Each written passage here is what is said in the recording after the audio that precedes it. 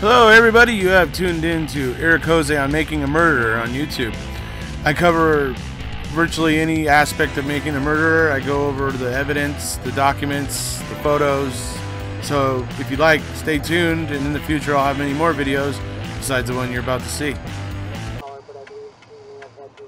You seen a picture of her? Yeah. Okay, you seen her that day, right? Now there's something out people don't need that don't know, okay? Okay, she needs medicines on a daily basis, okay? And we want to know if she needs to get that medicine, okay?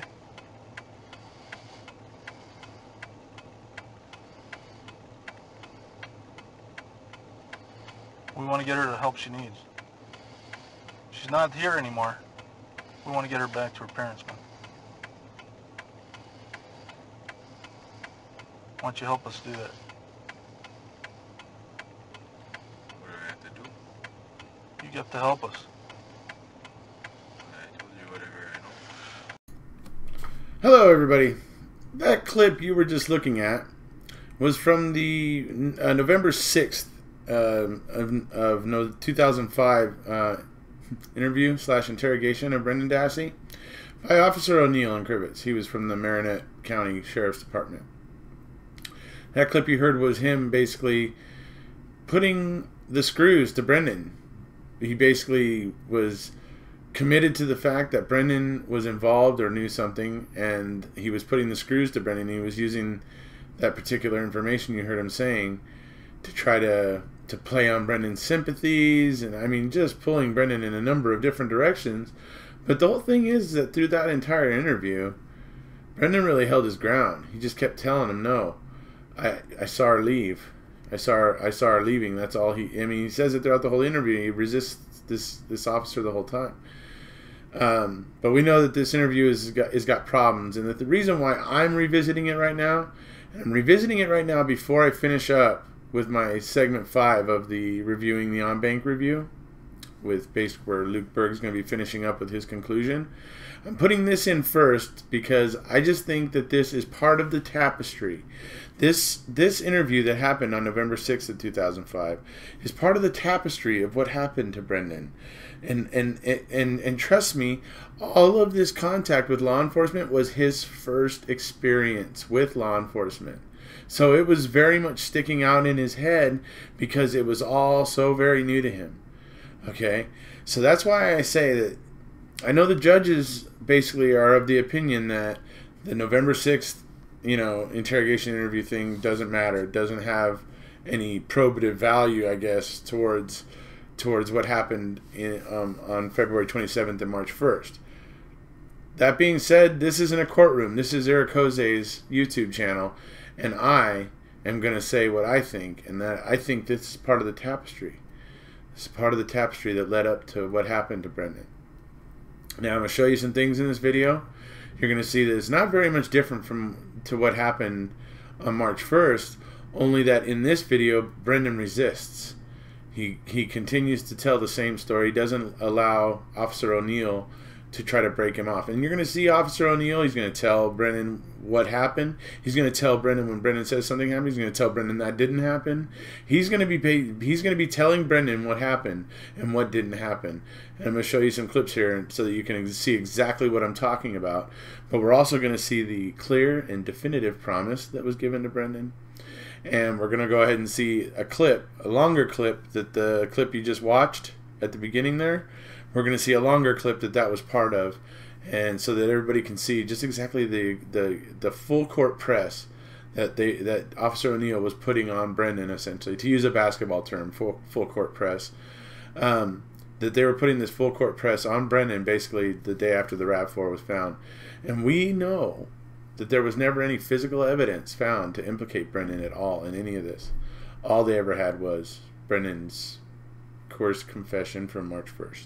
So we're going to go ahead now, and we're going to move into the first set of clips. The clips where I'm going to show you where they're telling Brendan what happened, or they're telling him what didn't happen, and where they're shaping the narrative just like we've seen in every other video where they're interrogating Brendan. Except in this one, you'll see Brendan resists and says no. So, anyways, here we go. You remember that girl taking that picture? You're getting off the bus, it's a beautiful day, it's daylight, and everybody sees it. You do too. What happened to that girl?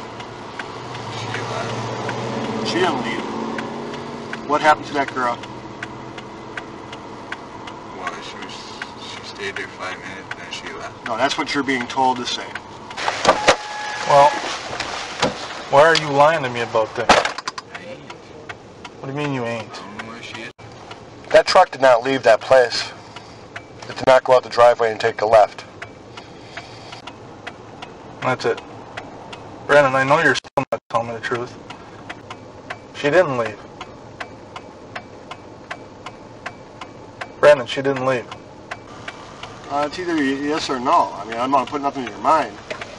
You tell me if you remember that girl standing there taking a picture. Nobody has to know what we talked about.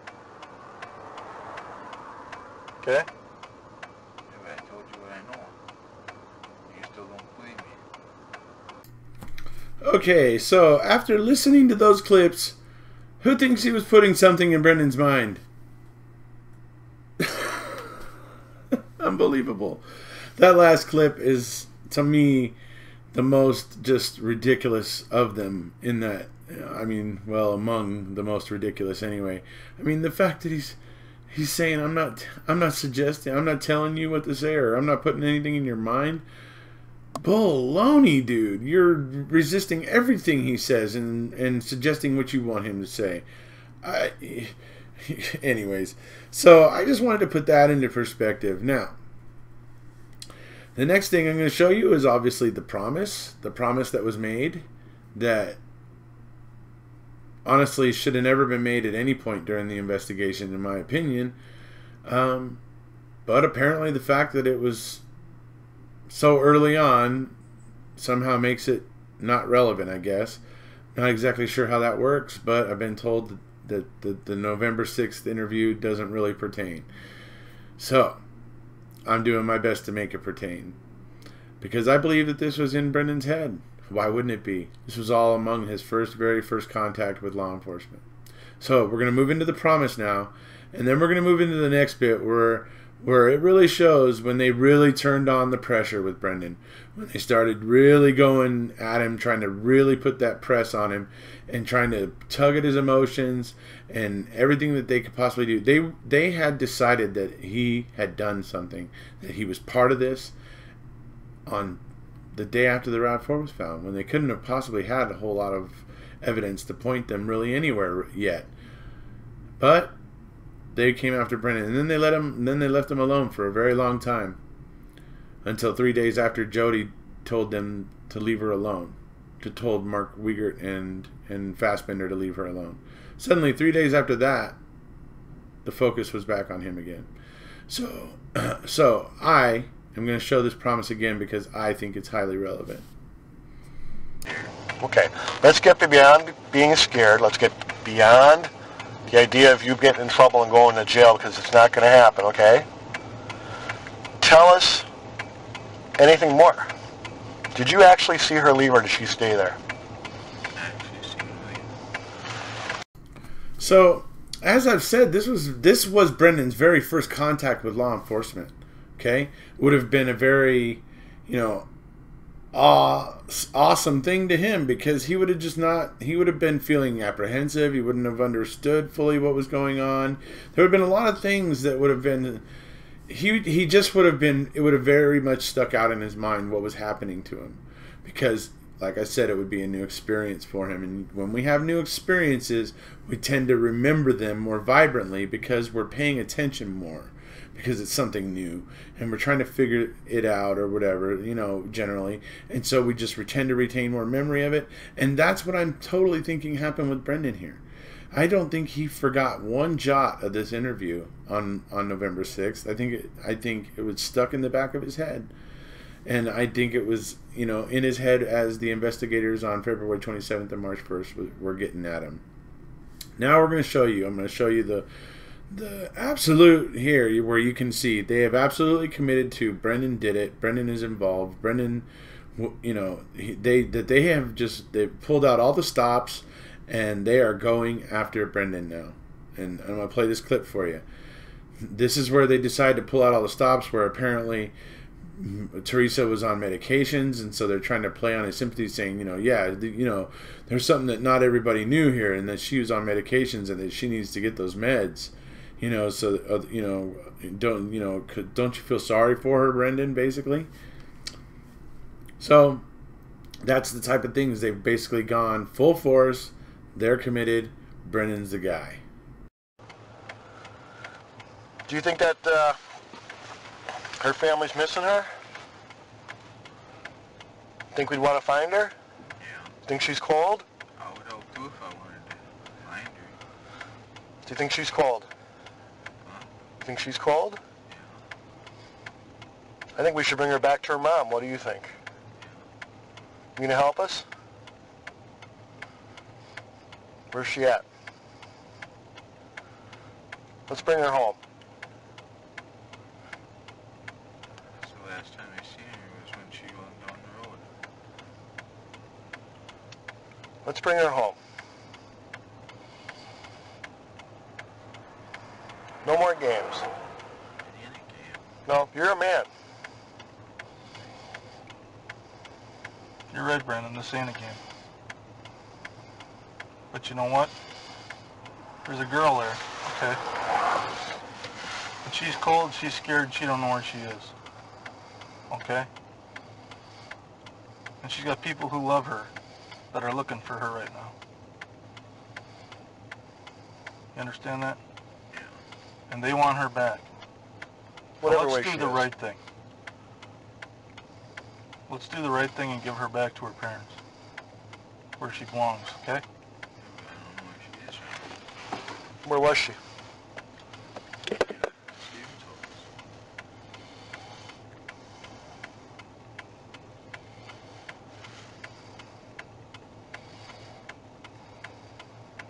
Did you help put that truck back there?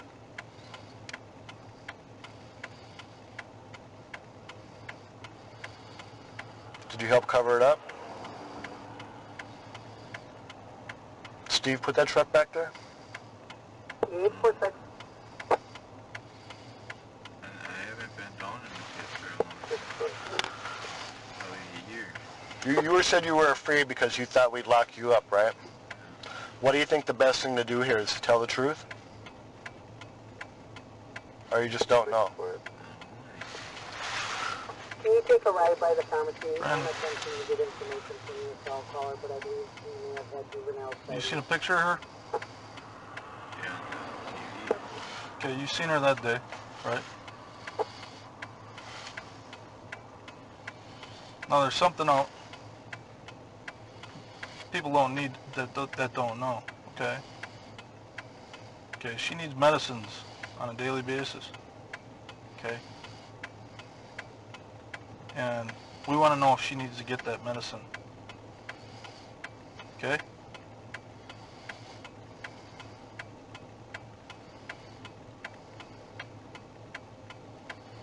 We want to get her the help she needs.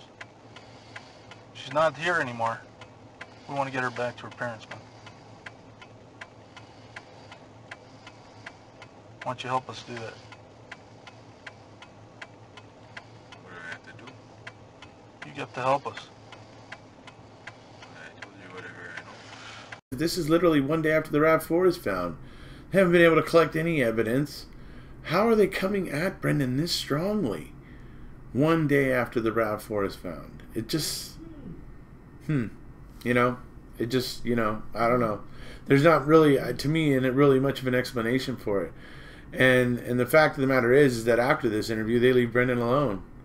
They don't come back after Brendan, like I said before, until 3 days after Jody tells Fassbender and Wiegert that she doesn't want to talk to them anymore, and basically effectively blocks them from visiting her. So after 3 days after that, suddenly Brendan comes back into the sights again. That's basically plain and simple what happened. And it's all part of the tapestry. I guarantee it. Brendan remembers it all very vividly, in my opinion. So that's about it for this video today about the November 6th, 2005 interrogation / interview of Brendan Dassey and Crivets. Like I said before, it's part of the tapestry, and I'm certain it's stuck out in Brendan's mind. If you haven't already, please hit subscribe, and we'll see ya.